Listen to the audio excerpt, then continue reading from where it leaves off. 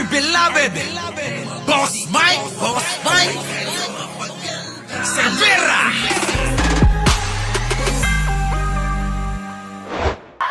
Grabe, no?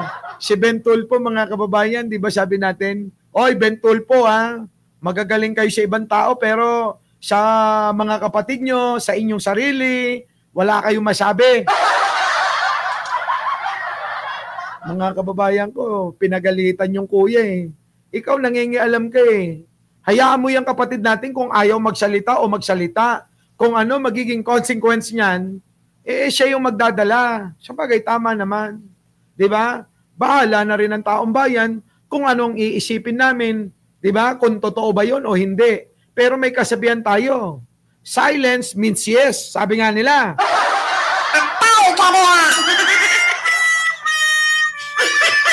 Diba? Diba? Oh, ganun yun eh. Sabi ni Montolpo, ni Ben Tulfo, ikaw naman, hindi ka naman spokesperson. Hindi ka naman pinahintulutan.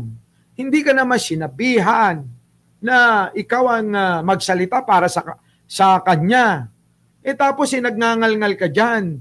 Eh tama naman kasi Mike Cervera, nangungunsinti ka. Yung sasalita mo, hindi naman nakakabuti. Kung hindi napapasama. Tama si Mike Cervera, kinukonsinti mo yung gawaing masama. Diba ano sabi ko sa inyo? Eh kahit pagbalik-balik ta rin mga kababayan yung pilukan ni Marcoleta. Mga kababayan, piluka pa rin yun eh. Diba? Diba JJ Sales? Kahit na pagbalik-balik ta rin yung piluka ni Marcoleta, piluka pa rin yun. Oh. Diba? Kahit pagbalik-balik ta rin nyo, Martin ko. Oh, equals, mga magnanakaw yun. Oh, diba? Yan ang sinasabi ko sa inyo. Bakit mo sinisingit?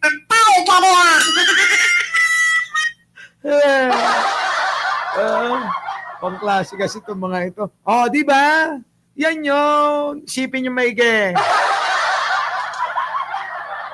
Oh, ngayon, sabi ni Ben Tulfo, totoo naman eh. Kung ano man yung isipin ng taong bayan dyan, kasi ayaw sumagot ni Senator Rapi Tulfo sa mga issue na yan, di bahala ng taong bayan kung maniniwala o hindi. Kaso may nagsalita eh. At may kasabihan tayo. Na ano? May kasabihan tayo na si Martin at saka si Ko magtropa at mag-amo. hindi yon Anino. Ano ka ba? Si Anino sumisingit. Hindi yon. May kasabihan tayo na silence means yes. Oh, di ba? Silence means yes. O kung hindi sumagot si Martin Romualdez, hindi si Martin, si Tulfo. Hoy, bakit si Martin hindi sumasagot nga pala? Ibig ba sabihin, totoo rin yung mga akusasyon sa kanya? Di ba, no? Ngayon. So, hindi sumasagot si Tulfo. Di, ibig sabihin, baka nga totoo yung mga inaakusa. Ngayon, tingin ko, siguro yun yung makakabuti tulad na sinabi ko, di ba? Kung ako yan, tatahimik na lang ako. Hayaan ko na sila. Lilipas din naman yan eh. Di ba? Lilipas din naman yan eh. Ngayon, eto. Pagdating kay, kay Ben Tulfo, tama rin siya. Bakit? Ito namang si Montulfo para tuloy inako na totoo yung akusasyon Abay, dumipensya ng dumipensya. Ayun, napalpak pa. Diba? Diba? Diba? Sabi naman dito ito, sagutin natin. Sabi ni Jeros Bonavente, maling mindset yan, Boss Mike. Paano si BBM di nasagot? Anong hindi? Yan ang sinasabi ko sa iyo. yung pagpapadrug test niya tapos na marami ng beses. Hindi naman uto-uto ang presidente para paulit-ulit yung pagpapadrug test. Kayo talaga, oh. Sipin nyo maigi yun. Oo. Totoo yun. Kapag ka tumahimik, kaya nga sinasabi ko, pag tumahimik ang isang tao, bahala na yung tao na mag-isip kung totoo o hindi. Pero sa akin, dahil may nagsabi na babae at sa social media nilabas at pinangalanan kahit man hindi tinutukoy, pero siya talaga yung tinutumbok, eh yun na yun. Yun na yun, di ba? O pero eto na. Sa magkakapatid, mali talaga yung ginawa ni Montulfo. Mali yun.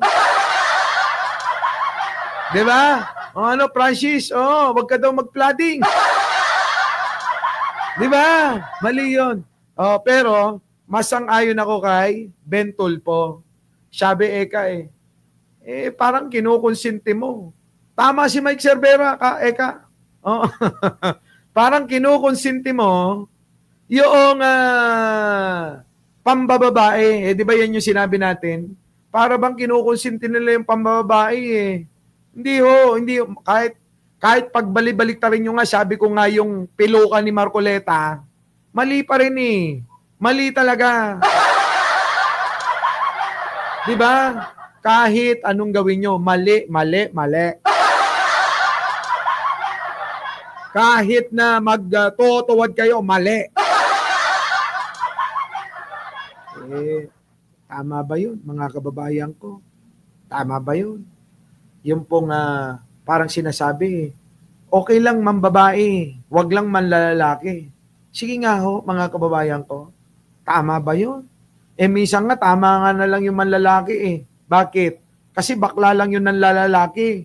Diba? Oh, pero kung may asawa, mali pa rin. Oo, diba?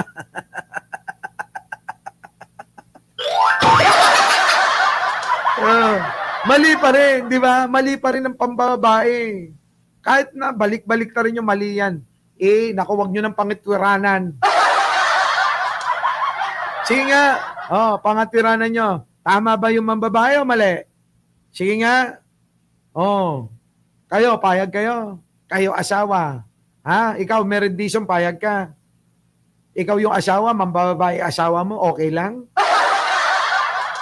Basta wag lang manlalaki, okay lang?